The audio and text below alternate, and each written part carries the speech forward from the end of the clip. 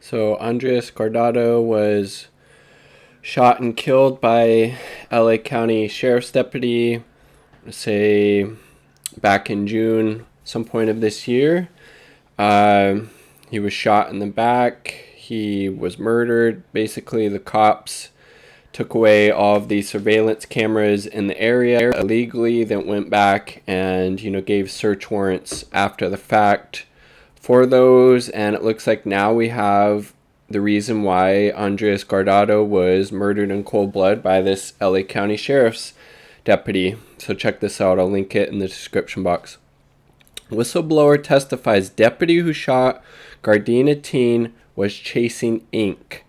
The deputy who shot and murdered 18-year-old Andres Guardado outside a car shop in Gardena was a prospective member of a violent clique inside the Compton Sheriff's Station, according to sworn testimony of a whistleblower. And this whistleblower is another deputy within the Compton Sheriff's Station, it looks like.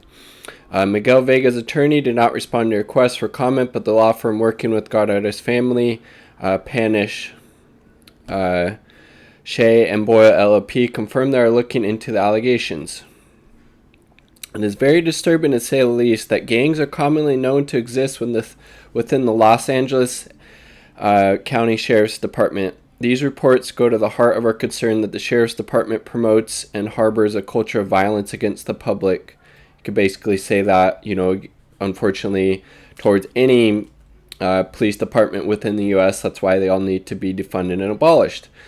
Make no mistake, we have every intention of conducting a thorough investigation into the potential involvement of any Sheriff's Department gang in the shooting of Andres Guardado. More than a dozen deputies have matching tattoos and belong to a violent clique called the Executioners at the station, according to Deputy Art Gonzalez, who filed a whistleblower complaint regarding the executioners in June. I now call them a gang because that's what gangs do. They beat up other people, Gonzalez said. His sworn testimony obtained by Spectrum One News for a separate excessive force case filed against the Los Angeles County. The deputies in the lawsuit accused of chasing ink, slang for trying to press the executioners to join their group.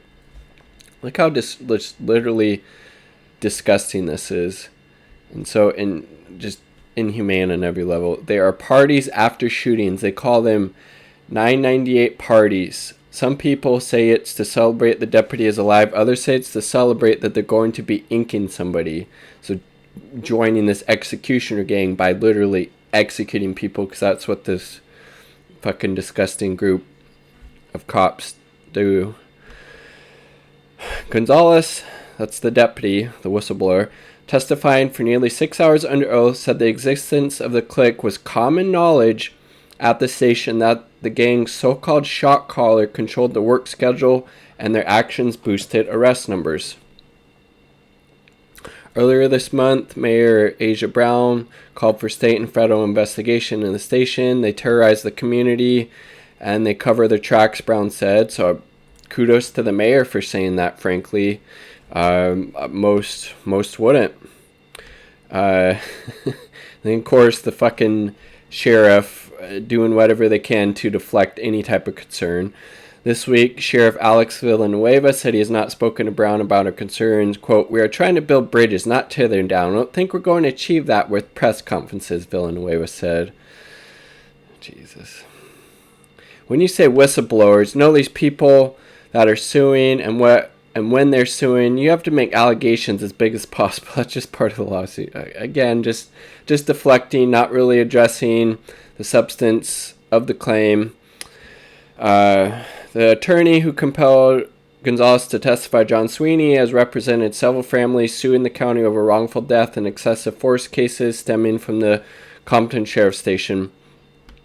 "I'm quite tired of going to funerals, sitting in living rooms, telling young kids their father is not coming back," Sweeney said.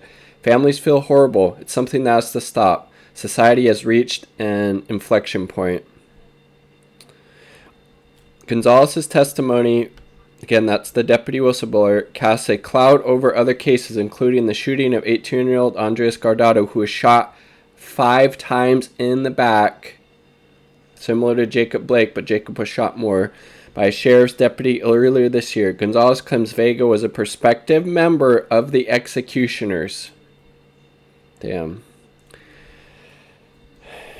So they requesting, a statement from Vega. Did not hear back. As for Gonzalez, he is now on leave from the department and is in fear for his life, he said. His testimony has inspired 2 more deputies to come forward with similar stories of the Compton station. And again, this type of behavior, that's Andres Guardado. May he rest in peace, and may his family find some type of justice for this, what can only be described as, cold-blooded murder by this LA County Sheriff's deputy, who looks like he did that to try to get in this fucking executioners gang. Again, it's, more and more examples, literally countless examples every day of police brutality, police killing, maiming people who were not doing anything. It's just disgusting, and it's taxpayer dollars hard at work doing that. That money would be so much better spent on things like education, housing, healthcare, mental health services, UBI, sports, arts, regenerative agriculture, whatever. Again, throw it to anything but to the cops, but to state-inflicted violence on the most vulnerable and marginalized communities within our country. Defund and abolish. The evidence is overwhelming that we need to do that now.